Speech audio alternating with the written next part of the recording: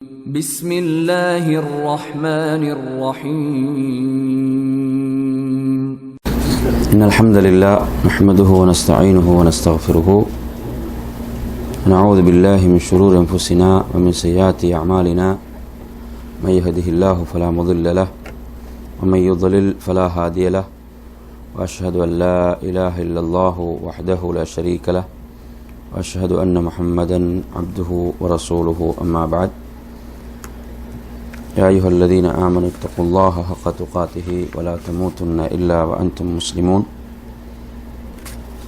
يا أيها الناس اتقوا ربكم الذي خلقكم من نفس واحدة وخلق منها زوجها وبث منهما رجالا كثيرا ونساء واتقوا الله الذي تساءلون به والأرحام إن الله كان عليكم رقيبا يا أيها الذين آمنوا اتقوا الله وقولوا قولا سديدا يصلح لكم أعمالكم ويغفر لكم ذنوبكم ومن يطع الله ورسوله فقد فاز فوزا عظيما فإن أصدق الحديث كتاب الله وخير الهدي هدي محمد صلى الله عليه وسلم وشر الأمور محدثاتها وكل محدثة بدعة وكل بدعة ضلالة وكل ضلالة في النار.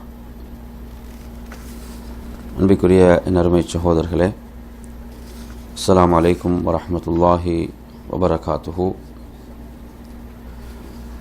அல்லாஹ்வுடைய பேரருளால் நாம் அவனுடைய மார்க்கத்தை கற்று விளங்கும் ஒரு உயிரை நோக்கில் ஒரு மார்க்க வகுப்பிலே அமர்ந்திருக்கின்றோம். இன்றைய நமது தலைப்பாக நபிகள் நாயகம் ஸல்லல்லாஹு அலைஹி வஸல்லம் அவர்கள் சில நபித்தோழர்கள் அவர்கள் மூலமாக தவறுகள் நிகழ்ந்தபோது அல்லாஹ்வின் தூதர் ஸல்லல்லாஹு அலைஹி வஸல்லம் அவர்கள் அதை எப்படி அணுகினார்கள் அப்படி என்பதை பற்றி ஒரு சில செய்திகளை உங்களுக்கு நான் நினைவூட்ட ஆசைப்படுகிறேன். ஏனென்றால் நபிகள் நாயகம் ஸல்லல்லாஹு அலைஹி வஸல்லம் அவர்கள் ஒரு முழுமையான ஒரு மனிதர். அல்லாஹு தஆலா அல் குர்ஆனில் குறிப்பிடும் போது அவர்தான் உங்களுக்கு அழகிய முன்மாதிரி என்று அல்லாஹு தஆலா சொல்கிறான். எனவே நபிகள் நாயகம் ஸல்லல்லாஹு அலைஹி வஸல்லம் அவர்கள் தனது வாழ்நாளில் இந்த முன்மாதிரியை நமக்கு வழங்கியிருக்கிறார்கள். ஒருவர் ஒரு தவறை செய்துவிட்டால், ஒரு பிழையை செய்துவிட்டால், அல்லாஹுடைய ரசூல் ஸல்லல்லாஹு அலைஹி வஸல்லம் அவர்கள் அதை திருத்தி கொடுத்தார்கள். அதற்கு அல்லாஹுடைய தூதர் ஸல்லல்லாஹு அலைஹி வஸல்லம் அவர்கள் காட்டிய வழிமுறைகள் என்ன என்பது ஒரு மிக முக்கியமான ஒரு பகுதி இது. ஏனென்று சொன்னால், நாம் அனைவரும் தவறு செய்யக்கூடியவர்கள், நாம் அனைவரும் தவறிழைப்பவர்கள். நாம் யாரும் சொல்ல முடியாது நாம் தவறிலிருந்து பரிசுத்தமானவர்கள், எந்த தவறும் செய்யாதவர்கள், எந்த பிழையும் செய்யாதவர்கள் என்று யாரும் சொல்ல முடியாது. அனைவரிடமும் தவறுகள் பிழைகள் நிகழும். அப்படி அது நிகழும் போது அதை ஒருவர் எப்படி அணுகுவது என்பது மிக முக்கியமான ஒரு பகுதி. சில பொழுதுகள் நீங்கள் எடுத்தீங்கன்னு சொன்னால், தவறான அணுகுமுறையின் காரணத்தால் பல மக்கள் என்ன செய்திருக்கிறாங்க என்று சொன்னால், இஸ்லாத்தை விட்டே தூரமாக இருக்கிறார்கள். சிலருடைய தவறான அணுகுமுறைகள், ஒருவர் ஒரு தவறு செய்துவிடும் போது, ஒரு பிழையை செய்துவிடும் போது அதை சரியான முறையில் அணுகாத காரணத்தால், அவருடைய பிழையான அணுகுமுறையின் காரணத்தால் அவர் என்னது, இஸ்லாம் மார்க்கத்தை விட்டே அவர் தூரமாக இருக்கிறார். இது மிகவும் ஒரு மோசமான ஒரு நிலை. அவர் நிச்சயமாக அதற்கு பொறுப்பு சொல்லி ஆக வேண்டும். ஒருவர் அதற்கு காரணமாகிறார் என்றால் அவர் அல்லாஹ்விடத்தில் அதற்கு கணக்கு கொடுத்தாக வேண்டும். எனவே நறுமையான சகோதரர்களே, அல்லாஹு தஆலா குர்ஆனில் சொல்லும் போது, உதுஉ இலா சபீலி ரப்பிக பில் ஹிக்மதி வல் மௌஇதத்தில் ஹஸனா, அல்லாஹ்வுடைய வழியின்பால் மக்களை அழைக்கும் போது நீங்கள் விவேகத்துடன் அழையுங்கள். விவேகம் என்பது மிக முக்கியமானது. ஹிக்மா, விவேகம் என்றால் என்ன? விவேகம் என்பது ஒரு நபர், அந்த இடம் அனைத்தும் அங்கே கவனத்தில் கொள்ளப்படும். அவர் அந்த நபர், அந்த மனிதருடைய பின்னணி என்ன, அந்த சூழல் என்ன, இவைகள் தான் அந்த விவேகம் என்பது. இந்த வார்த்தைகள் பொருத்தமானதா, இந்த வார்த்தைகளை பயன்படுத்தலாமா, இதுதான் அல்லாஹ் தஆலா ஹிக்மா என்று சொல்கிறான். எனவே அன்பிற்குரிய அருமையான சகோதரர்களே, நபிகள் நாயகம் ஸல்லல்லாஹு அலைஹி வஸல்லம் அவர்கள் தனது வாழ்நாளில் நபித்தோழர்களோடு எப்படி நடந்து கொண்டார்கள், அவர்களில் சிலர் தவறு செய்து விடும் போது, அவர்களிலிருந்து ஒரு பிழை நிகழ்ந்து விடும் போது அல்லாஹ்வுடைய ரசூல் ஸல்லல்லாஹு அலைஹி வஸல்லம் அவர்களுடன் நடந்து கொண்ட அந்த முறை என்பது மிக உயர்ந்ததாக, மிக முன்மாதிரி மிக்கதாக இருக்கிறது. அப்போ அதிலிருந்து நாம் முன்மாதிரியை பெற்றுக்கொள்ள வேண்டும். இது அல்லாஹுடைய தீன், அல்லாஹுடைய மார்க்கம். அல்லாஹுடைய மார்க்கத்தை விட்டு நாம் மக்களை வெருண்டோட செய்யக்கூடாது. நபிகள் நாயகம் ஸல்லல்லாஹு அலைஹி வஸல்லம் சொன்னார்கள், பஷ்ஷிரு வலா துனஃபிரு, நீங்கள் மக்களுக்கு நன்மாராயம் சொல்லுங்கள். மக்களுடைய உள்ளம் எந்த வார்த்தைகள் மூலம் குளிருமோ அப்படி நல்ல வார்த்தைகளை நீங்கள் மக்களுக்கு சொல்லுங்க. வலா துனஃபிரு, மக்களை நீங்கள் வெருண்டோட செய்யாதீர்கள். யஸ்ஸிரு, நீங்கள் மக்களுக்கு எளிதாக்குங்கள். மக்களுக்கு என்ன செய்யுங்க, மார்க்கத்தை எளிதாக மக்களுக்கு அதை சொல்லிக் கொடுங்க, எளிதான முறையில். வலா துஅஸ்ஸிரு, நீங்கள் மக்களுக்கு மார்க்கத்தை சிரமப்படுத்தி விடாதீர்கள். மக்களுக்கு மார்க்கத்தை நீங்கள் சிரமப்படுத்தி விடாதீர்கள். ஏன் அல்லாஹுடைய தூதர் இதை சொல்றாங்கன்னு சொன்னா, இது அல்லாஹுடைய தீன், அல்லாஹுடைய மார்க்கம். அப்ப என்னுடைய உங்களுடைய வார்த்தைகள், செயல்கள் அல்லாஹுடைய தீனுக்கு ஒருவர் வருவதற்கோ அல்லது தீனை செயல்படுத்துவதற்கோ அது தடையாக அமைந்து விடும் என்று சொன்னால் நாம் நிச்சயமாக அல்லாஹ்விடத்தில் குற்றவாளிகளா இல்லையா? சில பொழுதுகளை நீங்க பார்ப்பீங்க, சிலவங்க என்ன செய்வாங்க, ஏளனமாக கேலியாக கூட சில வார்த்தைகளை பயன்படுத்துகிறார்கள். ஒருவர் என்ன செய்வார், ஒரு கொஞ்சம் காலத்துக்கு பிறகு பள்ளிக்கு தொலை வருவார். அவரை பார்த்து எப்படி கேட்கறதுன்னு சொன்னால், என்ன இந்த பக்கம் வந்துருக்கீங்கன்னு கேட்குறாங்க. என்ன இந்த பக்கம் வாரீங்க இப்படின்னு கேட்டால் அவர் என்ன செஞ்சிருவார், அப்போ நான் இங்கே வரக்கூடாதோ என்று அவர் முடிவு செய்து அதுக்கு பிறகு அவரை வராமாக்குறது. அப்போ இப்படி சிலர் என்ன செய்கிறது, இப்படியான பேச்சுக்கள், இப்படியான வார்த்தைகள் நாங்கள் பார்க்குறோம். எனவே நறுமையான சகோதரர்களே, நாம் அல்லாஹுடைய தீன் மார்க்கத்துக்கு, நல்ல விஷயத்துக்கு ஒருவர் வருவதற்கு தடையாக நாம் அமைந்து விடக்கூடாது. அப்படியான வார்த்தைகளை நாம் வெளிப்படுத்தி விடக்கூடாது. இது அல்லாஹுடைய தீன், அல்லாஹுடைய மார்க்கம். இதை நாம் என்ன செய்ய வேண்டும், இதை நாம் பாதுகாக்க வேண்டிய பொறுப்பு நம் அனைவரையும் சார்ந்ததாக இருக்கிறது. அன்பிற்குரிய நறுமையான சகோதரர்களே, நபிகள் நாயகம் ஸல்லல்லாஹு அலைஹி வஸல்லம் அவர்களுடைய வாழ்நாளில் நீங்க எடுத்து பார்த்தீங்கன்னு சொன்னா, அதாவது அகீதா, கொள்கை என்ற பகுதி, அகீதாவில் விடப்பட்ட தவறுகள், அகீதாவில் கொள்கையில் தவறுகள் நிகழும் போது அல்லாஹ்வுடைய ரசூல் ஸல்லல்லாஹு அலைஹி வஸல்லம் அவர்கள் அதை உடனுக்குடன் என்ன செய்திருக்கிறாங்கன்னு சொன்னா, அதை மக்களுக்கு சுற்றி காட்டி இருக்கிறார்கள். அதற்கு நீங்கள் சில முன்மாதிரிகளை பார்க்கலாம். அதில் ஒன்றுதான் நபிகள் நாயகம் ஸல்லல்லாஹு அலைஹி வஸல்லம் அவர்களுடைய அருமை மகன் இப்ராஹிம் மரணித்த அந்த நாளில் சூரிய கிரகணம் ஏற்படுகிறது. சூரிய கிரகணம் ஏற்பட்ட போது மக்கள் எப்படி பேசிக்கொண்டார்கள் என்று சொன்னால், அதாவது இப்ராஹிமுடைய மரணத்தின் காரணமாகத்தான் சூரிய கிரகணம் ஏற்பட்டிருக்கிறது, அல்லாஹ்வுடைய தூதரின் அருமை மகனார் மரணித்து விட்டார்கள், அதனால் தான் வானம் கூட என்ன செய்கிறது, கவலை தெரிவிக்கிறது, சூரிய கிரகணம் ஏற்பட்டிருக்கிறது என்று மக்கள் பேசிக்கொண்டார்கள். அந்த நேரத்தில் நபிகள் நாயகம் ஸல்லல்லாஹு அலைஹி வஸல்லம் அவங்க கவலையோடு இருக்கிறாங்க. ஏன்னா ஒரு கவலையான நிகழ்வு அங்கே நிகழ்ந்திருக்கிறது. அல்லாஹ்வுடைய தூதர் அங்கு அலட்சியமாக இருக்கவில்லை, அதை கண்டுகொள்ளாமல் இருக்கவில்லை. உடனே என்ன செய்யறாங்கன்னு சொன்னா, மக்களுக்கு உரை நிகழ்த்துகிறார்கள். மக்கள் அனைவருக்கும் என்ன செய்யறாங்கன்னு சொன்னா, உரை நிகழ்த்துகிறார்கள். அந்த உரையில் மக்களுக்கு சொல்கிறார்கள், நிச்சயமாக இந்த சூரியனும் சந்திரனும் ஆயத்தானி மின் ஆயாத்தில்லா, அல்லாஹ்வுடைய இரண்டு மிக பெரும் அத்தாட்சிகள். இது யாருடைய மரணத்திற்காகவோ பிறப்பிற்காகவோ கிரகணம் இதில் ஏற்படுவது இல்லை என்று நபிகள் நாயகம் ஸல்லல்லாஹு அலைஹி வஸல்லம் அவங்க மிக பெரும் கவலையில் இருக்கிறாங்க. நல்லா கவனிங்க, அதாவது மகனுடைய பிரிவு, அவங்களுடைய கவலையே ஹதீஸ்ல பல செய்திகளை நாங்கள் பார்க்குறோம். அல்லாஹ்வுடைய தூதருடைய கண்களிலிருந்து கண்ணீர் வடிகின்ற அளவுக்கு, அவங்களுடைய உள்ளம் கவலை கொள்கின்ற அளவுக்கு ஒரு நிகழ்வு. ஆனால் அந்த கவலையான நிகழ்வு, அந்த சந்தர்ப்பத்தில் கூட இப்படி மக்கள் பேசுகிறார்கள். இதை பின்னால் சொல்லிக் கொள்ளலாம், இதை என்னது ஒரு நாள் கழித்து 2 நாள் கழித்து அதை சொல்லலாம் என்று விடவில்லை. என்ன செய்தாங்க? உடனே மக்களுக்கு அதை தெளிவுபடுத்துகிறார்கள். உடனே மக்களுக்கு சொல்றாங்க, மக்களே நீங்கள் இப்படி எண்ணியதும் பேசியதும் தவறாகும், பிழையாகும் என்று சுற்றி காட்டினார்கள். அப்ப இது உங்களுக்கு நமக்கு எதை சொல்லி தருது?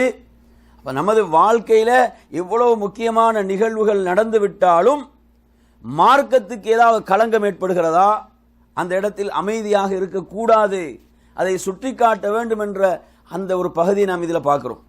அதே போன்று நீங்கள் எடுத்து பார்க்கலாம், ஹுதைபியாவுடைய அந்த உடன்படிக்கை, அன்றைய அந்த காலை பொழுதில் நபிகள் நாயகம் ஸல்லல்லாஹு அலைஹி வஸல்லம் ஃபஜ்ருடைய தொழுகை முடித்தவுடன் மக்களை நோக்கி திரும்பி என்ன செய்றாங்க?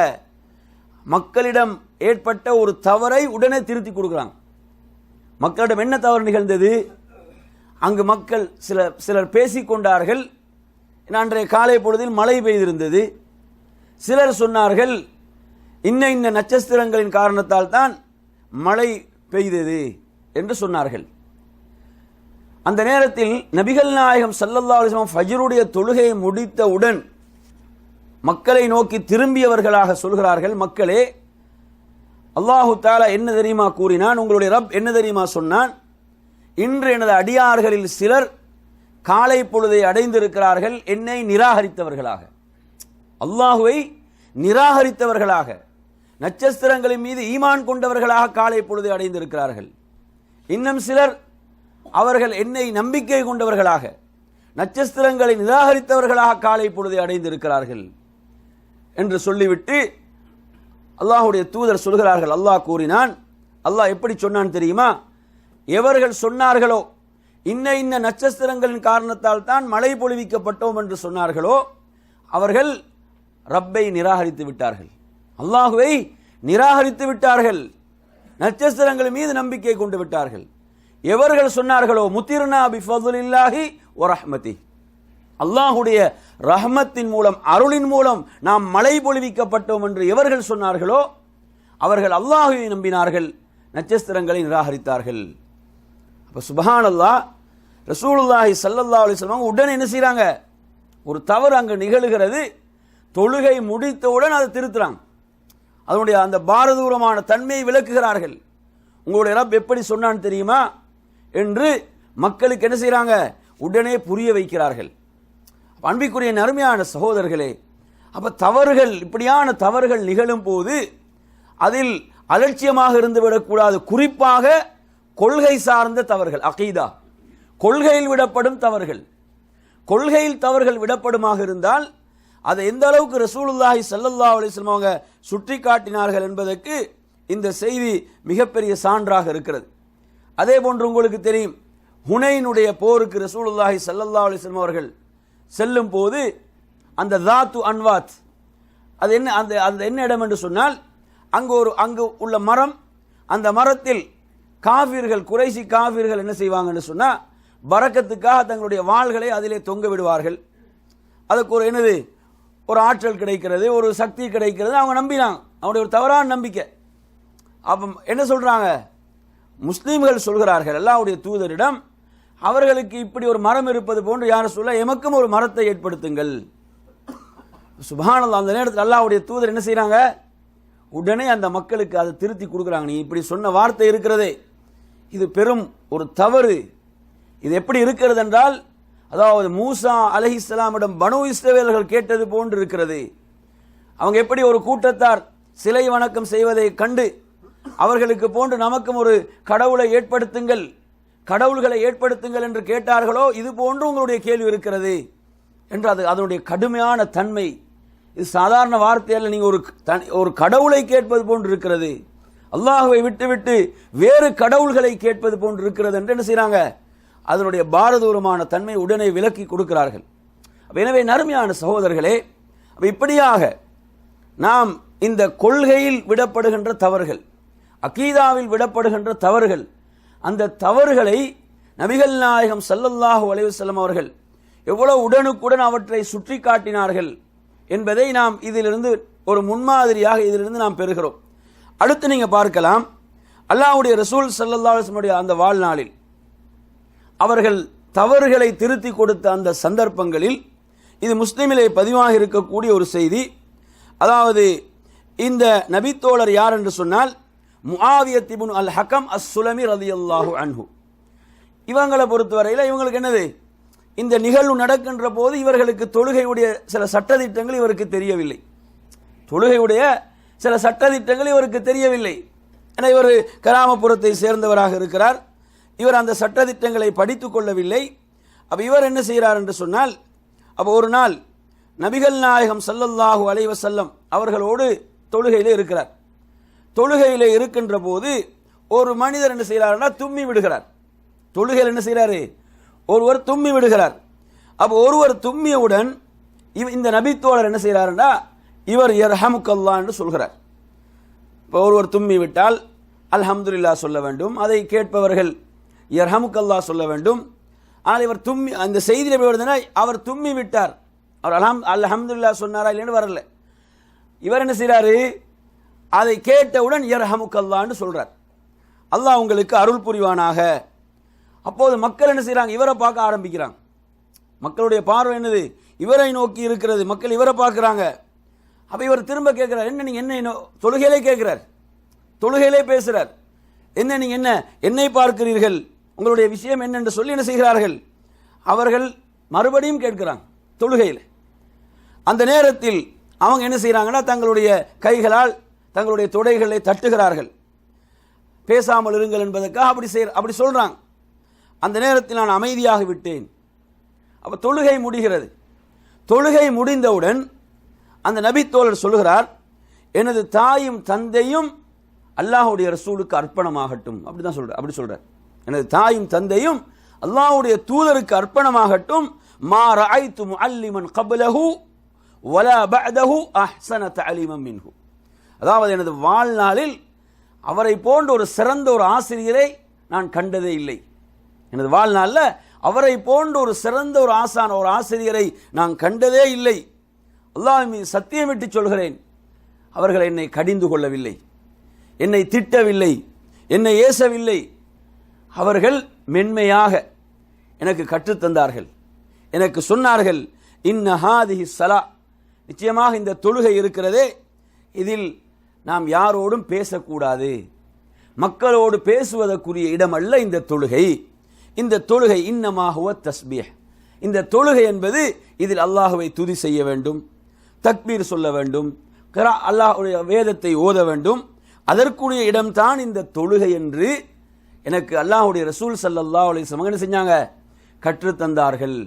அவர்களை போன்ற ஒரு சிறந்த ஒரு ஆசிரியரை நான் காணவில்லை என்று சொல்றாங்க. சுப்ஹானல்லாஹ். அருமையான சகோதரர்கள் நினைச்சு பாருங்க. அப்ப அந்த நபித்தோழர் எவ்வளவு அழகா சொல்றார். அப்ப அந்த செய்தி அவருடைய உள்ளத்தில் எவ்வளவு ஆழமாக பதியுது. அந்த இடத்துல அல்லாஹ்வுடைய ரசூல் ஸல்லல்லாஹு அலைஹி வஸல்லம் அவர்களோடு நடந்து கொண்ட முறை. ஏன் ரசூலுல்லாஹ் பார்க்கறாங்க, அவருக்கு அந்த சட்டதிட்டங்கள் தெரியாது, அவருக்கு அந்த சட்டதிட்டங்கள் தெரியாது. அப்ப அவரோட எவ்வளவு மென்மையாக ரசூலுல்லாஹ் நடந்து கொண்டாங்க, எவ்வளவு நல்ல முறையில் அதை கற்றுக் கொடுத்தாங்க. அன்பிற்குரிய நறுமையான சகோதரர்களே, அப்ப இந்த பண்பு நம்மிடம் இருக்க வேண்டும். நாங்க என்னது, இப்போ ஒருவர் ஒரு தவறு செய்கிறார், ஒரு பிழை செய்கிறார் என்றால் முதலாவது நம்மிடம் என்ன இருக்க வேண்டும், இஹ்லாஸ். இப்போ நாங்கள் அது அவருக்கு திருத்தி கொடுக்க வேண்டும் என்று சொன்னால் முதல் என்ன இருக்க வேண்டும், நம்மிடம் இஹ்லாஸ் இருக்க வேண்டும். அல்லாஹ்வுக்காக நான் அதை செய்ய வேண்டும்.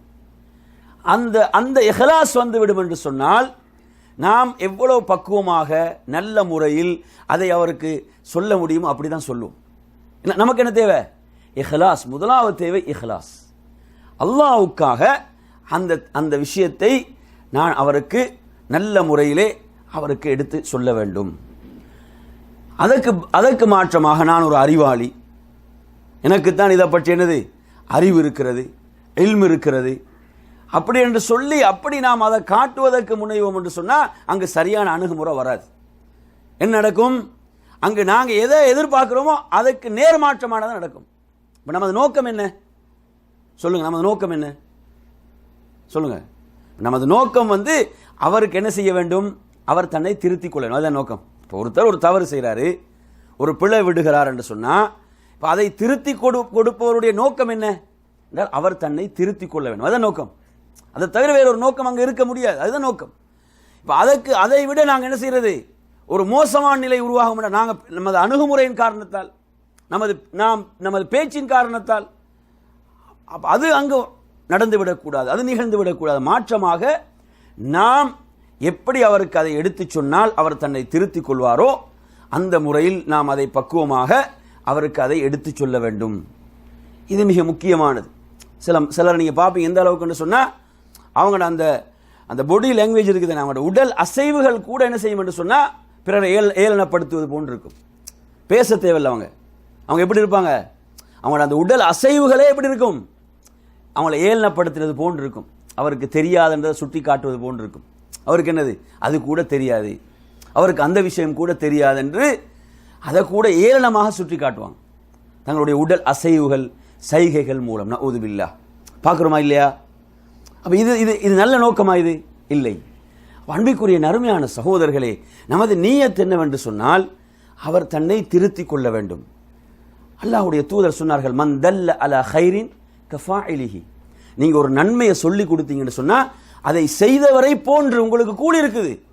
நீங்க ஒருத்தர் என்ன செய்றீங்க, ஒருத்தர் செய்யற பிழையை நீங்க திருத்தி கொடுக்குறீங்க என்று சொன்னால் அவர் தன்னை திருத்திக் கொள்வார் என்று சொன்னால் உங்களுக்கு மிகப்பெரிய நன்மை இருக்கிறது. அன்பிற்குரிய நறுமையான சகோதரர்களே, நாம் முதலில் என்ன உணர வேண்டும் சொன்னா எம்மிடம் எவ்வளோ பிழை வருகிறது, எம்மிடம் எவ்வளோ தவறுகள் வருகிறது. எம்மிடம் எவ்வளோ தவறுகள் வரும்போது அப்ப நாம் இன்னொரு பிழை விடுகிறார், தவறு விடுகிறார் என்று சொன்னால் அப்ப நாம் செய்கின்ற தவறுகளை மறந்துவிட்டு அவரை ஏளனமாக பார்க்கக்கூடாது.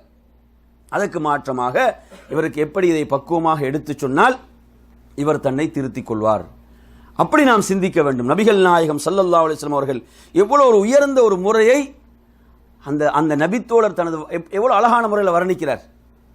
அவருடைய அந்த பசுமையான நினைவுகள் எப்படி சொல்றாரு, அல்லாஹ்வுடைய ரசூலை போன்ற ஒரு ஆசிரியரை எனது வாழ்நாளில் நான் பார்க்கவே இல்லை, அவ்வளவு அழகாக எனக்கு எடுத்து சொன்னாங்க. அதே மாதிரி தான் நமது வாழ்க்கையிலும் நமக்கு சில பிழைகளை நாம் விடும்போது நமக்கு அழகான முறையில் சொல்லி தந்தவர்களை நாம் இன்னும் நினைவில் வைத்திருப்போம். நமக்கு இன்னும் நினைவில் இருக்கும், எனக்கு இப்படி அழகான முறையில் இவர் சொல்லி தந்தாரு, அந்த நினைவு இருக்கும். அன்பிற்குரிய நறுமையான சகோதரர்களே, அப்ப இந்த செய்தியை எடுத்தீங்கன்னு சொன்னா அந்த ஒரு முன்மாதிரியை நமக்கு தருகின்ற ஒரு செய்தியாக இந்த செய்தி இருக்கிறது. அதே போன்று மற்றும் ஒரு செய்தியை ரசூலுல்லாஹி ஸல்லல்லாஹு அலைஹி வஸல்லம் அவர்கள் எப்படி இதை அணுகினார்கள் என்று நீங்கள் இதை பாருங்க. அதாவது தோழர்கள் நபிகள் நாயகம் ஸல்லல்லாஹு அலைஹி வஸல்லம் அவர்களுடைய மனைமார்களிடம் வந்து அல்லாஹ்வுடைய ரசூலுடைய அமல்கள், தனிப்பட்ட அமல்களை பற்றி கேட்கிறார்கள். அல்லாஹ்வுடைய ரசூலுடைய தனிப்பட்ட அமல்கள், இபாதத்துகளை பற்றி கேட்கிறார்கள். அப்படி கேட்ட சந்தர்ப்பம் அவங்க கேட்டுவிட்டு அவங்களாக சில முடிவுகளை செய்கிறாங்க. அவர்களாக என்ன செய்கிறாங்க, சில முடிவுகளை அவங்க செய்கிறாங்க. அவங்க அந்த செய்து கொண்ட முடிவுகளை நீங்கள் எடுத்தீங்கன்னு சொன்னால் ஒருவர் என்ன செய்கிறார் என்று சொன்னால், நான் இதற்கு பிறகு தொடர்ந்து நோன்பு இருக்க போகிறேன், ஒருத்தர் முடிவு செய்கிறார். இன்னும் ஒரு முடிவு செய்கிறார், நான் திருமணம் முடிக்கவே மாட்டேன், என்னை முழுமையாக நான் இபாதத்தில் ஈடுபடுத்திக் கொள்ள என்ற அடிப்படையில் அவர் சொல்றார். நான் திருமணம் முடித்துக் கொள்ளவே மாட்டேன் என்று சொல்றார். இன்னும் ஒருவர் சொல்கிறார், நான் இரவு முழுக்க நின்று வணங்க போகிறேன் என்று சொல்கிறார். அப்ப இந்த மூன்று பேரும் என்ன முடிவுகள் எடுத்தாங்க என்று சொன்னால் நல்ல முடிவுகள், அப்படிதானே? இபாதத்தில் தங்களை முழுமையாக ஈடுபடுத்திக் கொள்வதற்காக என்ன செய்யறாங்க, இப்படியான முடிவுகளை எடுத்துக்கொள்கிறார்கள்.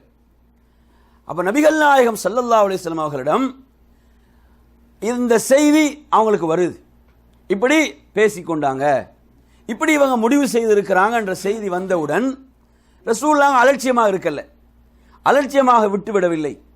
அந்த உடனடியாக ரசூலுல்லாஹி ஸல்லல்லாஹு அலைஹி வஸல்லம் அவர்கள் அந்த மூவரிடம் உடனே ரசூலுல்லாஹ் விசாரிக்கிறாங்க.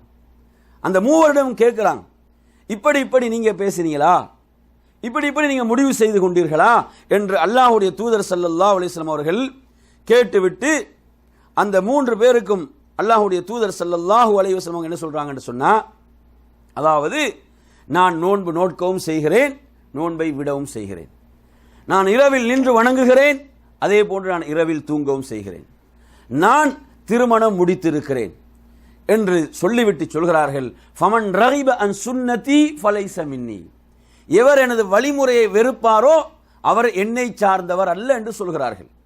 இன்னும் சில ரிவாயத்துகள் எப்படி வருதுன்னு சொன்னா, மா பாலு அக்வாமின் காலு கதா வ கதா, ரசூலுல்லாஹ் என்ன செய்றாங்க, மக்கள் எல்லோருக்கும் சொல்றாங்க. சில ரிவாயத்தில் எப்படி வருது, இந்த மூவரும் செய்த முடிவு இருக்குதே, ரசூலுல்லாஹ் அதை மக்களுக்கு சொல்லும் போது அந்த மூவரோட பேரை சொல்லி சொல்ல நல்லா கவனிக்கணும். ஹதீஸ் வருதுன்னா ரசூலுல்லாஹ் அந்த 3 பேரோட பேரை சொல்லி இந்த மூவரும் இப்படி முடிவு செய்தாங்க அப்படி சொல்லல. ரசூலுல்லாஹ் என்ன வார்த்தையை பயன்படுத்துறாங்கன்னா, மா பாலு அக்வாமின், இவர்களுக்கு இந்த கூட்டத்தாருக்கு என்ன நேர்ந்தது. ரசூலுல்லாஹ் இப்படி வார்த்தை பயன்படுத்துறாங்க பாருங்க. ரசூலுல்லாஹ் என்ன சொல்றாங்க, இந்த கூட்டத்தினருக்கு என்ன நேர்ந்தது, அவங்க இப்படி முடிவு செய்திருக்கிறார்கள். நானோ இரவில் தொழுகின்றேன், நோன்பு வைக்கிறேன், நோன்பை விடவும் செய்கிறேன், நான் திருமணம் முடித்திருக்கிறேன், எனது வழிமுறையை எவர்கள் வெறுப்பார்களோ அவர்கள் என்னை சார்ந்தவர்களாக மாட்டாங்கன்னு மக்களுக்கு உரை நிகழ்த்துறாங்க, மக்களுக்கு சொல்றாங்க. சொல்லும் போது அவங்களோட பேரை ரசூலுல்லாஹ் குறிப்பிட்டு சொல்லல, மா பாலு அக்வாம் என்ற வார்த்தையை தான் பயன்படுத்தினாங்க. அந்த கூட்டத்தினருக்கு என்ன நேர்ந்தது, ஏன் இப்படி முடிவு செய்தாங்க என்று அல்லாஹ்வுடைய தூதர் ஸல்லல்லாஹு அலைஹி வஸல்லம் சொல்லிவிட்டு இந்த செய்தியை சொன்னாங்கன்றதை பார்க்கிறோம். அப்ப எனவே நறுமையான சகோதரர்களே, சுப்ஹானல்லாஹ். அப்ப இந்த செய்தி நமக்கு எதை சொல்லுது என்று சொன்னா, நபிகள் நாயகம் ஸல்லல்லாஹு அலைஹி வஸல்லம் தாமதப்படுத்தல. இந்த செய்தி எட்டி ஒரு என்ன செய்றாங்கன்னு சொன்னா, உடனே மக்களுக்கு உரை நிகழ்த்துகிறார்கள். உரை நிகழ்த்தி இது தவறான ஒரு பிழையான இது முடிவு, இது ஒரு தவறான முடிவு, இந்த முடிவு எடுக்கப்படக்கூடாது என்று உடனே திருத்தி கொடுத்தாங்க என்பதை பார்க்கிறோம். அப்ப எனவே நறுமையான சகோதரர்களே, இது அல்லாஹ்வுடைய ரசூல் ஸல்லல்லாஹு அலைஹி வஸல்லம் அவர்களுடைய அணுகுமுறையாக இருந்தது என்பதை நாம் பார்க்கிறோம். எனவே நாம் இபாதத்துகளை, வணக்க வழிபாடுகளை பொறுத்தவரையில் அதனுடைய முன்மாதிரியை எங்கிருந்து எடுக்க வேண்டும், அல்லாஹ்வுடைய ரசூலிடமிருந்து, அல்லாஹ்வுடைய தூதரிடமிருந்து. அல்லாஹ்வுடைய தூதருடைய முன்மாதிரி இருக்கிறதா, அதுதான் மார்க்கம். அல்லாஹ்வுடைய ரசூலுடைய முன்மாதிரி இருந்தால் அதைத்தான் நாம் பின்பற்ற வேண்டுமே தவிர, நாம என்னது ஆர்வ கோளாறின் காரணத்தால் நாம் வரம்பு மீறி போய்விடக் கூடாது. அதை ரசூலுல்லாஹ் தடுத்து இருக்கிறாங்க என்பதை நாங்கள் என்ன செய்கிறோம், இந்த செய்தியினூடாக பார்க்கிறோம். எனவே நறுமையான சகோதரர்கள், இந்த மார்க்கம் இவ்வளவு ஒரு எளிமையான மார்க்கம். ரசூலுல்லாஹ் புரிஞ்சு வைத்திருந்தாங்க, இவங்க இப்படி முடிவு செஞ்சிருவாங்க, முடிவு செஞ்சா இவங்களுக்கு தொடர்ந்து என்ன செய்ய முடியும், இவங்களுக்கு செய்ய முடியாமல் இவங்க சிரமப்படுவாங்க. இதை பார்த்து இன்னும் பல மக்கள் செய்ய ஆரம்பித்து சிரமத்தில் விழுவார்கள். அதனால் ரசூலுல்லாஹ் உடனே எச்சரித்தார்கள் என்பதை பார்க்கிறோம். அன்பிற்குரிய நறுமையான சகோதரர்களே, அப்ப இப்படியாக நபிகள் நாயகம் ஸல்லல்லாஹு அலைஹி வஸல்லம் அவர்களுடைய இந்த முன்மாதிரிகள், அதே போன்று நீங்க எடுத்து பாருங்க. ரசூலுல்லாஹ் இந்த தவறு, இந்த பாவம் அல்லது ஒரு தவறை, பிழையை செய்யக்கூடியவரை ரசூலுல்லாஹ் எப்படியெல்லாம் அணுகி இருக்கிறாங்க என்பதற்கு இந்த செய்தியை நீங்க பார்க்கலாம். சுப்ஹானல்லாஹ். அதாவது ஒரு இளைஞர், ஒரு வாலிபர் நபிகள் நாயகம் ஸல்லல்லாஹு அலைஹி வஸல்லம் சமூகத்துக்கு வருகிறார். வந்து யா ரசூலுல்லாஹ் இஅதன் லி ஃபி ஸினா என்று சொல்கிறார். யா ரசூலுல்லாஹ், எனக்கு விபச்சாரத்துக்கு நீங்கள் அனுமதி தாருங்கள். அவர் என்ன கேட்கிறாரு, விபச்சாரத்துக்கு எனக்கு அனுமதி தாருங்கள், நான் விபச்சாரம் செய்வதற்கு எனக்கு அனுமதி வேண்டும் என்று சொல்லி கேட்கிறார். அருமையான சகோதரர், அல்லாஹ்வுடைய ரசூல்கிட்ட வந்து அமல்களில் சிறந்தது எது, நன்மையில் சிறந்தது எது, அல்லாஹ்வுக்கு எது விருப்பமானது, சொர்க்கத்துக்கு எது இட்டு செல்லும், இப்படி தானே கேட்பாங்க. இவர் வந்து என்ன கேட்கிறாரு, விபச்சாரம் செய்வதற்கு அனுமதி கேட்கிறார். ஒரு பாவமான விஷயம், பெரும் பாவம், பெரும் குற்றம், நெருங்கவே கூடாது என்ற ஒரு குற்றத்தை, ஒரு பெரும் பாவத்தை செய்வதற்கு அல்லாஹ்வுடைய ரசூலிடம் அனுமதி கேட்கிறாங்கன்னு சொன்னா, அப்ப அங்க இருக்கக்கூடிய சஹாபாக்களுக்கு எப்படி வரும் நினைச்சு பாருங்க. அவங்களுக்கெல்லாம் கோபம் ஏற்படுகிறது, பொங்கி எழுகிறார்கள். அந்த நேரத்தில் ரசூலுல்லாஹி ஸல்லல்லாஹு அலைஹி வஸல்லம் அவங்களை எல்லாம் அமைதிப்படுத்திட்டு சொல்றாங்க, அவரை என் பக்கம் வர விடுங்கள். என்ன செய்ய சொல்லாங்க, ஃபதனா மின்ஹு கரீபன், தனக்கு பக்கத்தில் ரசூலுல்லாஹ் என்ன செய்தாங்க, அவர்களை அமர்த்தி கொள்கிறார்கள். அவங்களை ரசூலுல்லாஹ் அமர்த்தி கொண்டு சுப்ஹானல்லாஹ் எப்படி அவரை அணுகினாங்க ரசூலுல்லாஹ் அவரை அணுகிய முறை என்னது. இப்படியான இடங்கள் நீங்க பெரும்பாலும் என்ன செய்வாங்க, உணர்வுகளுக்கு தான் முக்கியத்துவம் கொடுப்பாங்க. உணர்வுகளுக்கு முக்கியத்துவம் கொடுத்து பொங்கி எழுவதுதான் ஒரு சாதாரண நிலை. அல்லாஹ்வுடைய தூதர் எப்படி நடந்து கொண்டாங்கண்டா, அவரை பக்கத்திலே அமர வைத்து அவரிடம் கேட்கிறார்கள், யார் அல்லாஹ்வுடைய தூதர், அத்துஹிப்புஹு லி உம்மிக், நீங்க என்ன பாவத்தை செய்வதற்காக அனுமதி கேட்டு வந்திருக்கிறீர்களோ, இந்த தவறை உமது தாயோடு ஒருவர் இந்த தவறை செய்வதற்கு நீர் அனுமதிப்பீரா, நீர் விரும்புவீரா? அல்லாஹ்வுடைய தூதர் கேட்கிறார்கள். அந்த நேரத்தில் அவர் சொல்கிறார், அதாவது அல்லாஹ் என்னை உங்களுக்கு அர்ப்பணமாக ஆக்கட்டும் யா ரசூலல்லாஹ், நான் அனுமதிக்க மாட்டேன். அல்லாஹ்வுடைய தூதர் சொல்கிறார்கள், அது போன்றுதான் ஏனையவர்களும் அதை அனுமதிக்க மாட்டாங்க, விரும்ப மாட்டாங்க. ஏனையவர்களும் அதை விரும்ப மாட்டார்கள். அது அவங்களுடைய தாய்மார்களோடு அப்படி நடந்து கொள்வதை எந்த ஒரு மனிதனும் விரும்ப மாட்டார்கள். அதுக்கு பிறகு திரும்ப கேட்குறாங்க, அஃபத்துஹிப்புஹுல் இப்னதிக், உனது மகளோடு நீ அனுமதி கேட்டு வந்திருக்கக்கூடிய இந்த பாவத்தை உமது மகளோடு செய்வதற்கு நீர் அனுமதிப்பீரா, நீர் விரும்புவீரான்னு கேட்குறாங்க. அவங்க சொல்றார், யா ரசூலல்லாஹ், அல்லாஹ் என்னை உங்களுக்கு ஆக்கட்டும், நான் ஒருபோதும் அதை விரும்ப மாட்டேன். அதே போன்றுதான் ஏனையவர்களும் தங்களுடைய பெண் மக்களோடு யாரும் அதை அனுமதிக்க மாட்டார்கள், விரும்ப மாட்டார்கள். இப்படி ரசூலுல்லாஹி ஸல்லல்லாஹு அலைஹி வஸல்லம் அவர்கள் அந்த உறவு முறைகளை ஒவ்வொன்றாக கேட்கிறான். அந்த உறவு முறைகளை எல்லாம் ரசூலுல்லாஹ் என்ன செய்றாங்க, ஒவ்வொன்றாக அவரிடம் கேட்கிறார்கள். அதுக்கெல்லாம் அவர் செய்றாரு, அனுமதிக்க மாட்டேன் என்று தான் சொல்றார். அனுமதிக்க மாட்டேன் யா ரசூலல்லாஹ், அதை ஏற்றுக்கொள்ள மாட்டேன், அதை விரும்ப மாட்டேன், இப்படித்தான் சொல்கிறார். அந்த நேரத்தில் சுப்ஹானல்லாஹ், நபிகள் நாயகம் ஸல்லல்லாஹு அலைஹி வஸல்லம் அவர்கள் என்ன செய்கிறாங்கன்னு சொன்னா, அதாவது தனது அந்த கையை அவருடைய நெஞ்சின் மீது வைத்தவர்களாக அல்லாஹ்வுடைய தூதர் ஸல்லல்லாஹு அலைஹி வஸல்லம் அவங்க 3 துஆக்களை கேட்கிறார்கள். அல்லாஹும்ம மக்ஃபிர் தன்பஹு, யா அல்லாஹ் இவருடைய பாவங்களை மன்னிப்பாயாக. வதஹிர் கல்பஹு, இவருடைய உள்ளத்தை பரிசுத்தப்படுத்துவாயாக. வஹஸ்ஸின் ஃபர்ஜஹு, இவரை தவறான வழிக்கு செல்வதில் இவர் கற்பை பாதுகாத்து விடுவாயாக. ரசூலுல்லாஹ் 3 துஆக்கள் கேட்கிறார்கள். சுப்ஹானல்லாஹ், அந்த இளைஞர் வாலிபர் இளைஞர் அவர் என்ன சொல்கிறார் என்று சொன்னால், அதற்கு பிறகு எனக்கு மிகவும் வெறுப்புக்குரிய ஒரு பாவம் என்று சொன்னால் அது ஜினாதான், விபச்சாரம் தான். எனக்கு வெறுப்புக்குரிய ஒரு விஷயம், வெறுப்புக்குரிய ஒரு பாவம் என்று சொன்னால் அது என்னதான், அது விபச்சாரமாகத்தான் இருந்தது. சுப்ஹானல்லாஹ், அருமையான சகோதரர்களே, நபிகள் நாயகம் ஸல்லல்லாஹு அலைஹி வஸல்லம் அவங்க பாவம் செய்வதற்கு அனுமதி கேட்டு வந்தவரோடு ரசூலுல்லாஹ் எப்படி அவர் அணுகினாங்க, எப்படி அவரோடு நடந்து கொண்டாங்க, கொஞ்சம் நினைச்சு பாருங்க. அப்ப இது இவ்வளவு பெரிய ஒரு தர்பியா. நபிகள் நாயகம் ஸல்லல்லாஹு அலைஹி வஸல்லம் அவங்க எதை பார்க்குறாங்க, அந்த வந்த இளைஞர் யார், அவருடைய பின்னணி என்ன, ஏன் இப்படி கேட்கிறார், இவரோடு எப்படி நடந்து கொள்ள வேண்டும், இவ்வளவு முக்கியமான முன்மாதிரிகள் இதில் இருக்கிறது. சுப்ஹானல்லாஹ், அதில் அடுத்து நீங்க பார்க்கலாம், அல்லாஹ் அந்த இளைஞனுக்கு செய்த ஒரு பெரும் அருள் என்ன. இதில் நீங்க முக்கியமாக என்னன்னு சொன்னா, பாவத்தை செய்துவிட்டு வந்து எனக்கு தௌபாவை தாருங்கன்னு கேட்கல அவர். அப்படி வந்தாங்க தானே சிலவங்க என்ன செஞ்சிட்டாங்க, அந்த பாவத்தை செய்துவிட்டு வந்து யா ரசூலல்லாஹ் என்னை பரிசுத்தப்படுத்துங்கள் என்று கேட்டவர்களும் இருந்தார்கள். இவர் அப்படி இல்லை. இவர் என்ன செய்யறாரு, பாவத்தை செய்யறதுக்கு அனுமதி கேட்டு வரார். பாவத்தை செய்யறது என்னது, அனுமதி கேட்டு வர. ரசூலுல்லாஹ் என்ன செய்யறாங்க, அப்ப இவரிடத்துல ஹைர் இருக்குது என்பதை புரிந்து கொள்றாங்க. இவரிடத்துல ஹைர் இருக்குது. ரசூலுல்லாஹ் தன் பக்கமாக அவரை அழைத்து அவரிடம் சில கேள்விகளை வினாக்களை எழுப்பி அவருடைய சிந்தனையை திறக்க வைத்து 3 துஆக்களை ரசூலுல்லாஹ் கேட்டாங்க. அல்லாஹ் செய்த பெரும் அருள் என்று சொன்னால் அந்த பாவம் அவருக்கு வெறுப்புக்குரியதாக ஆகியது. இது நீங்க எடுத்தீங்கன்னா இது ஒரு பெரும் அருள். இந்த அருள் இருக்குதே, நீங்க இந்த அருளை சுப்ஹானல்லாஹ், நாங்க அனைவரும் கேட்ட ஒரு ஹதீஸ் உங்களுக்கு தெரியும். அதாவது மோசமான நடத்தை உள்ள ரசூலுல்லாஹ் சொல்றாங்க இல்ல, பனு இஸ்ரவேல் காலத்தில் விபச்சாரம் செய்கின்ற ஒரு பெண்மணி, ரசூலுல்லாஹ் சொன்னாங்க அந்த ஹதீஸ் நாங்கள் கேட்டிருக்கிறோம், பல முறை கேட்டிருக்கிறோம். அந்த விபச்சாரம் செய்த, அந்த விபச்சாரத்தில் ஈடுபடுகின்ற அந்த மோசமான நடத்தை உள்ள பெண் செய்த நன்மை என்ன, என்ன செஞ்சாங்க, ஒரு நாய்க்கு என்ன செய்த, அவ நீரை புகட்டினார். தாகத்தில் இருந்த நாய்க்கு நீர் புகட்டியதுதான் அந்த பெண் செய்த நன்மையான விஷயம். அல்லாஹு தஆலா இந்த பெண்ணை மன்னித்தான். அப்படிதான் நாங்க படிச்சுக்கிறோம் ஹதீஸ. அல்லாஹ் என்ன செஞ்ச, இந்த பெண்ணை இந்த செயலின் மூலமாக அல்லாஹ் மன்னித்தான். அந்த பெண்ணுக்கு செய்த மிகப்பெரிய அருள் என்ன தெரியுமா, விபச்சாரம் என்ற பாவத்தை மறுபடியும் அந்த பெண் செய்யல. அந்த அருள் அங்க இருக்குது. அந்த பெண் மன்னிக்கப்பட்டது மட்டுமல்ல, தொடர்ந்து செய்து வந்த ஒரு பாவம், தொடர்ந்து செய்து வந்த அந்த பாவத்தை அந்த பெண் அதற்கு பிறகு செய்யவில்லை.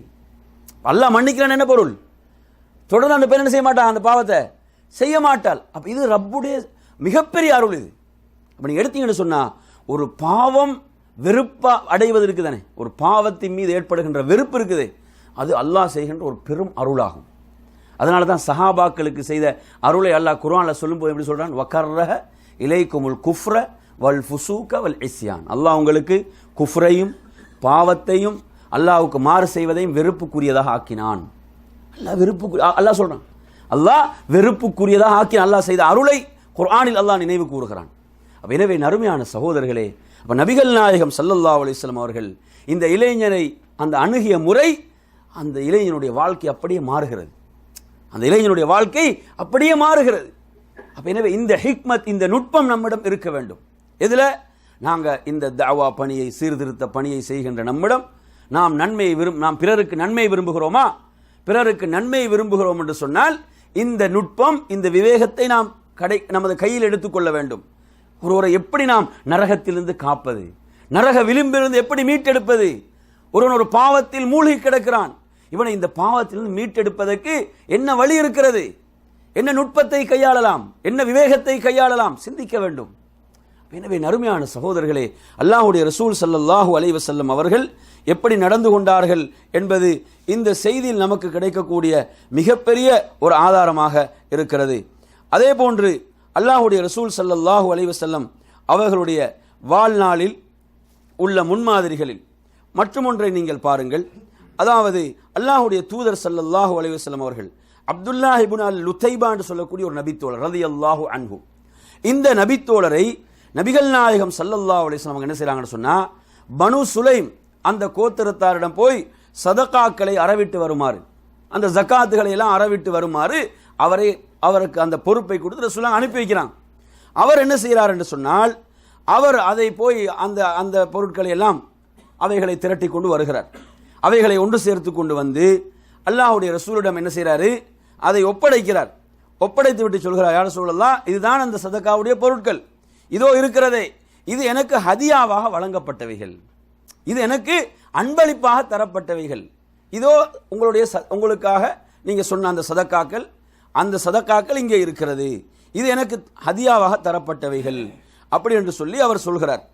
இந்த நேரத்தில் நபிகள் நாயகம் ஸல்லல்லாஹு அலைஹி வஸல்லம் அவர்கள் அதாவது அவரிடம் என்ன கேட்கிறாங்கன்னு சொன்னா, நீங்க உங்களோட தாயுடைய வீட்டிலோ தந்தையுடைய வீட்டிலோ நீங்கள் அமர்ந்து கொள்ளுங்கள், இந்த ஹதியா உங்களுக்கு வருகிறதான்னு பார்ப்போம். நீங்க உண்மையாளராக இருந்தா உங்களோட தாயுடைய வீட்டில் நீங்க இருக்க வேணும், அல்லது தந்தையுடைய வீட்டில் நீங்க அமர்ந்துக்கோங்க, இந்த ஹதியா உங்களை தேடி வருதான்னு பார்ப்போம். அல்லாஹ்வுடைய தூதர் சொல்றான். இதை சொல்லி ரசூலுல்லாஹ் அங்கே நிற்கவில்லை, சுப்ஹானல்லாஹ். உடனே என்ன செய்யறாங்கன்னு சொன்னா, அல்லாஹ்வுடைய தூதர் மக்களுக்கு உரை நிகழ்த்தினார்கள். மக்களுக்கு என்ன செய்யறாங்கன்னா உரை நிகழ்த்தி விட்டு ரசூலுல்லாஹ் அந்த உரையில் என்ன சொல்கிறாங்கன்னு சொன்னா, பேரெல்லாம் சொல்ல ரசூலுல்லாஹ் என்ன செய்யறாங்க, ரசூலுல்லாஹ் நாங்கள் ஒரு உரை நியமிக்கிறோம், அவர் என்ன செய்கிறார் என்று சொன்னால், இது சதகாவுக்குரிய பொருட்கள், இது எனக்கு அன்பளிப்பாக வழங்கப்பட்டது என்று சொல்கிறார். இவர் தனது தாயுடைய தந்தையுடைய வீட்டிலே அமர்ந்து கொள்ளட்டும், இந்த ஹதியாக்கள் வருகிறதா என்று பார்ப்போம். அல்லாஹ்வுடைய தூதர் ஸல்லல்லாஹு அலைஹி வஸல்லம் அவர்கள் சொல்கிறார்கள், யாரெல்லாம் அதாவது உரிமையின்றி மார்க்கம் அனுமதிக்காத முறையில் ஒன்றை சம்பாதித்துக் கொள்வாரோ, ஒன்றை பெற்றுக்கொள்வாரோ, மறுமையில் அதை அவர் சுமந்து கொண்டு வருவார். ஒட்டகமா, அந்த ஒட்டகத்தை அவர் சுமக்க வேண்டி வரும். ஒரு ஆடா, அதை சுமக்க வேண்டி வரும். ஒரு மாடா, அதை சுமக்க வேண்டி வரும். அல்லாஹ்வுடைய தூதர் ஸல்லல்லாஹு அலைஹி வஸல்லம் இதை சொல்லிவிட்டு தனது இரண்டு கைகளை உயர்த்தினாங்க. எந்த அளவுக்கு என்று சொன்னால், அந்த அக்குளுடைய வெண்மை தெரிகின்ற அளவுக்கு ரசூலுல்லாஹ் என்ன செஞ்சாங்க, தனது இரு கரங்களை மேல் நோக்கி உயர்த்தி விட்டு, அல்லாஹும்ம பல்லக்த், யா அல்லாஹ், நான் இதை எத்தி வைத்து விட்டேன் சொல்றாங்க, நான் இதை மக்களுக்கு எத்தி வைத்து விட்டேன் என்று சொல்லி சொன்னாங்க. அப்ப எந்த விஷயத்தை ரசூலுல்லாஹ் எத்தி வச்சாங்க? இதில் உள்ள விஷயம் என்ன? அதாவது ஹராமான முறையில், மார்க்கம் அனுமதிக்காத முறையில் நாம் ஒன்றை பெற்றுக்கொண்டால் அது மறுமையில் நமக்கு எதிராக வரும். அது மறுமையில் நமக்கு எதிராக வரும். அதன் மூலமே நாம் தண்டிக்கப்படுவோம். அதனால தான் ரசூலுல்லாஹி ஸல்லல்லாஹு அலைஹி வஸல்லம் என்ன செஞ்சாங்க, இது ஒரு ஆபத்தான ஒரு பயங்கரமான வாயில் திறக்கப்படுது. என்ன? இப்படி சதக்காக்கள் ஜகாத்துகள் அறவிடுவதற்காக நியமிக்கப்படுபவர்களுக்கு ஹதியாக்கள் வழங்கப்படுமாக இருந்தால் என்ன நடக்குமாங்க? அடுத்து அங்கு அந்த ஒரு மிகப்பெரிய மோசமான வாயில் திறக்கப்படும். ரசூலுல்லாஹி ஸல்லல்லாஹு அலைஹி வஸல்லம் என்ன செஞ்சாங்க, அதனுடைய ஆபத்தை பயங்கரத்தை கண்டுகொண்டு அல்லாஹ்வுடைய ரசூல் ஸல்லல்லாஹு அலைஹி வஸல்லம் அவங்க எந்த அளவுக்கு கடுமையாக எச்சரித்தாங்கன்னு பாருங்க. அவங்க எப்படி அந்த இறுதி ஹஜ்ஜில் யா அல்லாஹ் நான் எத்தி வைத்து விட்டேன்னு கேட்கிறாங்க, அது போன்று தான் சொன்னாங்க, அல்லாஹும்ம ஹல்பல், யா அல்லாஹ் நான் இதை எத்தி வைத்து விட்டேன், இதை மக்களுக்கு சொல்லிவிட்டேன் என்று சொல்கிறார்கள். எனவே அருமையான சகோதரர்களே, இப்படியாக தவறுகள் நிகழும் போது அல்லாஹ்வுடைய ரசூல் ஸல்லல்லாஹு அலைஹி வஸல்லம் அவர்கள் எப்படி நடந்து கொண்டார்கள் என்பதற்கு இந்த செய்தி நமக்கு என்னது சான்றாக இருக்கிறது. அதே போன்று நீங்கள் மற்றும் ஒரு செய்தியை பார்க்கலாம். அல்லாஹ்வுடைய ரசூல் ஸல்லல்லாஹு அலைஹி வஸல்லம் அவர்களுடைய வாழ்நாளில் இது ஒரு ஆபத்தான ஒரு நிகழ்வாக இருந்தாலும் ரசூலுல்லாஹ் இதில் அந்த நபர் அந்த அதோடு சம்பந்தப்பட்ட நபித்தோழரை கவனிக்கிறாங்க. இந்த நிகழ்வை நீங்கள் எடுத்தீங்கன்னு சொன்னால், இந்த நிகழ்வு என்பது அதாவது இஸ்லாமிய ஒரு இஸ்லாமிய ஆட்சி, ஒரு இஸ்லாமிய அந்த ஒரு சட்டதிட்டங்கள், இஸ்லாமிய சாம்ராஜ்யம், அதனுடைய அந்த இரகசியங்களே காட்டி கொடுப்பது போன்ற ஒரு தவறு, ஒரு பெரும் குற்றம். இந்த தவறை பொறுத்தவரையில் நீங்க எடுத்தீங்கன்னு சொன்னா மக்கா வெற்றி. அப்ப மக்கா வெற்றி கொள்ளப்படுவதற்கு முன்னால நபிகள் நாயகம் ஸல்லல்லாஹு அலைஹி வஸல்லம் மதீனாவிலிருந்து படையை திரட்டி கொண்டு மிக ரகசியமான முறையில் என்ன செய்யறாங்க, மக்காவுக்கு அதை நகர்த்துவதற்குரிய அந்த செயல் திட்டங்களை எல்லாம் செய்கின்ற போது இந்த ரகசியங்களை என்ன செய்கிறார் என்று சொன்னா ஒரு நபித்தோழர் அதை எழுதி ஒரு பெண்ணிடம் என்ன செய்கிறாரு, அதை கொடுத்து அனுப்புகிறார். அந்த பெண்ணுடைய அந்த தலைமுடிகளுக்குள் என்ன செய்யப்பட்டது, அது மறைக்கப்பட்டு அந்த கடிதம் அனுப்பப்படுகிறது. அப்ப ரசூலுல்லாஹி ஸல்லல்லாஹு அலைஹி வஸல்லம் அவர்களுக்கு அல்லாஹ் வஹீயின் மூலம் இதை அறிவிக்கிறான். அல்லாஹ்வுடைய ரசூல் ஸல்லல்லாஹு அலைஹி வஸல்லம் அவர்கள் 2 நபித்தோழர்கள், அலி இப்னு அபி தாலிப் இன்னொரு நபித்தோழர் என்ன செய்றாங்க, 2 பேரை அனுப்புகின்றார்கள். ரசூலுல்லாஹ் எந்த இடத்துல சொன்னாங்களோ அந்த இடத்தில் அந்த பெண் பிடிக்கப்பட்டு அந்த கடிதம் கைப்பற்றப்படுகிறது. அதை அல்லாஹ்வுடைய ரசூல் ஸல்லல்லாஹு அலைஹி வஸல்லம் அவர்களிடம் கொண்டு வருகிறார்கள். இதை செய்தவர் யார் என்று சொன்னால் ஹாத்திப் இப்னு அபி பல்தஆ ரலியல்லாஹு அன்ஹு. இதை செய்தது ஹாத்திப் இப்னு அபி பல்தஆ ரலியல்லாஹு அன்ஹு அவர்கள். நபிகள் நாயகம் ஸல்லல்லாஹு அலைஹி வஸல்லம் இது ஒரு கடுமையான ஒரு குற்றம், இது சாதாரண ஒரு குற்றம் அல்ல, ஒரு குற்றம் இது. ஏனென்றால் ரகசியங்கள், அப்ப இவைகளை என்ன செய்யறது, இவைகளை எழுதி அனுப்புறது என்பது சாதாரண ஒரு விஷயம் அல்ல. ஆனால் அல்லாஹ்வுடைய ரசூல் ஸல்லல்லாஹு அலைஹி வஸல்லம் அந்த இடத்துல ஹாத்திப் இப்னு அபி பல்தஆ யார் என்பது ரசூலுல்லாஹ் அறிந்திருந்தாங்க. யார் அவர் ஹாத்திப் இப்னு அபி பல்தஆ? ரசூலுல்லாஹ் என்ன செய்றாங்கன்னு சொன்னா அவரை அழைத்து அல்லாஹ்வுடைய தூதர் ஸல்லல்லாஹு அலைஹி வஸல்லம் என்ன கேட்கிறாங்கன்னு சொன்னா, ஹாத்திபே நீங்கள் ஏன் இப்படி நடந்து கொண்டீர்கள், நீங்கள் ஏன் இப்படி நடந்து கொண்டீர்கள் ரசூலுல்லாஹ் விசாரிக்கிறாங்க. ஆனால் உமர் ரலியல்லாஹு என்ன சொன்னாங்க, யார் ரசூலல்லாஹ் விடுங்கள், இந்த முனாஃபிக்குடைய கழுத்தை நான் துண்டித்து விடுகிறேன் சொல்றாங்க. அல்லாஹ்வுடைய ரசூல் ஸல்லல்லாஹு அமைதியாக என்ன செய்றாங்க, அவர்கிட்ட கேட்கிறாங்க. அவர் என்ன சொல்றாரு, நான் இஸ்லாத்துக்கு எதிராகவோ முஸ்லீம்களுக்கு எதிராகவோ செயல்படவில்லை சொல்றார். நான் இஸ்லாத்துக்கு எதிராகவோ முஸ்லீம்களுக்கு எதிராகவோ செயல்படுகின்ற நோக்கம் எனக்கு இதில் இல்லை. அல்லாஹ்வுடைய ரசூல் ஸல்லல்லாஹு அலைஹி வஸல்லம் அதை ஏற்றுக்கொண்டார்கள் என்பதை பார்க்கிறோம். ரசூலுல்லாஹ் என்ன செஞ்சாங்க, அதை ஏற்றுக்கொண்டார்கள். ஏன்? அவர் பத்ர் யுத்தத்தில் கலந்து கொண்ட ஒரு நபித்தோழர், அவர் பத்ர் போரில் கலந்து கொண்ட ஒரு நபித்தோழர். பத்ரில் கலந்து கொண்டவர்களுக்கு அல்லாஹ் மன்னிப்பை முன்கூட்டி அறிவித்து விட்டான். அப்ப இந்த இடத்துல நீங்க எடுத்தீங்கன்னு சொன்னா இது ஒரு பாரதூரமான ஒரு குற்றமாக இருந்தாலும் ரசூலுல்லாஹ்வுடைய அணுகுமுறை என்ன, இங்க நீங்க கவனிங்க, என்ன அணுகுமுறை? ஹாத்திப் இப்னு அபி பல்தஆ யார், அவருடைய பின்னணி என்ன, அவருடைய தியாகங்கள் என்ன, ரசூலுல்லாஹ் பார்த்தாங்களா இல்லையா? அதே நேரத்தில் இது ஒரு முனாஃபிக் செஞ்சிருந்தா ரசூலுல்லாஹ் எப்படி பார்ப்பாங்க? ஒரு முனாஃபிக் செஞ்சிருந்தா ரசூலுல்லாஹ் அணுகிய வேறு முறையில் அணுகிருப்பாங்க. ஆனால் இங்கே யார் இது, ஒரு நபித்தோழர், அது பத்ரில் கலந்து கொண்டவர். ரசூலுல்லாஹ் இந்த இடத்துல அணுகிய முறை வேறு. அப்போ உங்களுக்கு இதிலிருந்து பெறுகின்ற முன்மாதிரி என்ன என்று சொன்னால், அப்போ நாங்கள் மனிதர்களை அவதானிக்க வேண்டும். தவறுகள் நிகழும் போது அவர் யார், அவருடைய பின்னணி என்ன, இந்த தவறை அவரை எது தூண்டிவிட்டது, இப்படியெல்லாம் பார்க்க வேண்டும் என்பதற்கு இந்த செய்தி மிகப்பெரிய ஆதாரம். என்ற சில பொழுதுகள் நீங்கள் பாருங்கள், சுப்ஹானல்லாஹ், அதாவது நண்பர்களாக, நெருங்கிய நண்பர்களாக இருந்தவங்க கூட அற்பமான காரியங்களுக்கு பிரிந்து விடுவார்கள், அற்பமான விஷயங்கள். அது என்னது, ஒரு விவேகமான ஒரு நுட்பமான முறை அல்லது. ரசூலுல்லாஹ்வுடைய அணுகுமுறையை பாருங்க, பின்னணியை பார்த்தாங்க, அந்த நபித்தோழர் யாரு, அந்த செயல் பயங்கரமாக இருந்தாலும் அதை அவர் செய்யது எதை அவரை தூண்டியது ரசூலுல்லாஹ் ஏற்றுக்கொண்டாங்க. நான் இஸ்லாத்துக்கோ முஸ்லீம்களுக்கோ இதன் மூலம் துரோகம் இழைக்க நாடவில்லை. மக்காவில் என்னது உறவினர்கள், அந்த உறவினர்களை பற்றி அவங்கள்ட்ட இருந்த அந்த எண்ணத்தை தான் அவங்க என்ன செய்கிறாங்க, முன்வைக்கிறார்கள். அப்போ எனவே நறுமையான சகோதரர்களே, சுப்ஹானல்லாஹ், இப்படி ரசூலுல்லாஹி ஸல்லல்லாஹு அலைஹி வஸல்லம் அவர்கள் ஒவ்வொரு அந்த சந்தர்ப்பங்கள், சூழல்கள், அந்த மக்கள், இதெல்லாம் என்ன செய்திருக்கிறாங்க, கருத்தில் கொண்டுதான் தவறுகளை அணுகி இருக்கிறாங்க. இது மிக முக்கியமான நாம் பேண வேண்டிய, நம்மிடம் இருக்க வேண்டிய ஒரு உயரிய ஒரு பண்பாக இது இருக்க வேண்டும். தவறுகளை நாம் அணுகின்ற போது ஒருவர் தவறு செய்து விட்டால், பிழை செய்து விட்டால் அதை அணுகக்கூடிய முறை, இந்த முன்மாதிரிகளை இப்படி நீங்கள் எடுத்தீங்கன்னா நிறைய ஹதீஸ்களை பார்க்குறோம். அல்லாஹ்வுடைய ரசூலுடைய வாழ்நாளில் நிறைய விஷயங்கள். ஒரு மாதிரி ரசூல் என்ன செய்கிறாங்க, மஸ்ஜிதில் அமர்ந்து இருக்கிறாங்க, ஒரு மனிதர் தொழுகின்றார். ஒரு மனிதர் தொழுது விட்டு அல்லாஹ்வுடைய ரசூலுக்கு சலாம் சொன்னார்கள். நபி அவங்க என்ன சொன்னாங்க, அதாவது இர்ஜ, நீ மறுபடியும் போய் நீ தொழவில்லை என்று சொல்றாங்க. தொழுது விட்டு வந்தா சலாம் சொல்றாரு. அல்லாஹ்வுடைய தூதர் சொன்னார்கள், நீர் தொழவில்லை, மறுபடியும் போய் தொழுவீராக. மறுபடியும் போய் தொழுது விட்டு வந்து சலாம் சொல்றார். அப்போ ரசூலுல்லாஹ் சொல்றாங்க, நீ தொழவில்லை, மறுபடியும் போய் தொழுவீராக. அப்போ மூன்றாவது முறை என்ன செய்யறாரு, தொழுது விட்டு வந்து சலாம் சொல்றார். அந்த நேரத்தில் ரசூலுல்லாஹ் அதுதான் சொன்னாங்க. அப்பதான் அவர் கேட்கிறாரு, யார சொல்ல எனக்கு தொழுகையை கற்றுத்தாங்க. அப்பதான் அவர் கேட்கிறாரு, யார சொல்லலாம் எனக்கு தொழுகையை கற்றுத்தாருங்கள். முதல் முறையிலே கேட்டிருந்தா ரசூலுல்லாஹ் செஞ்சிருப்பாங்க, அப்படிதானே?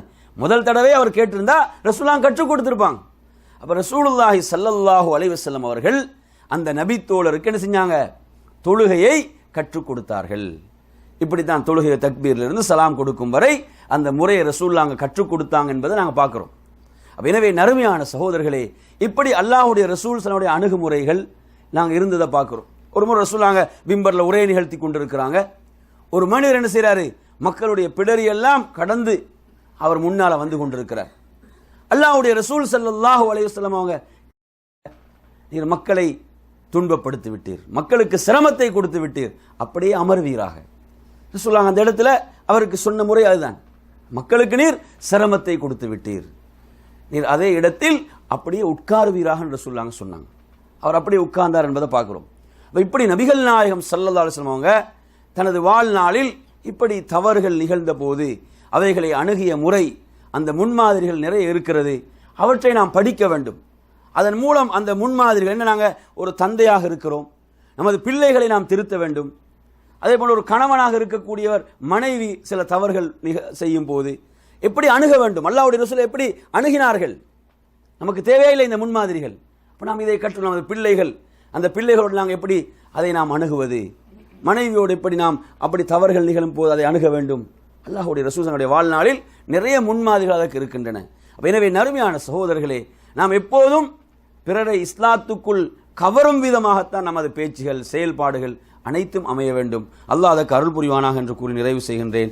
வ ஆகிரு தஅவானா அல்ஹம்துலில்லாஹி ரப்பில் ஆலமீன். வஸ்ஸலாமு அலைக்கும் வரஹ்மத்துல்லாஹி வபரகாத்துஹு.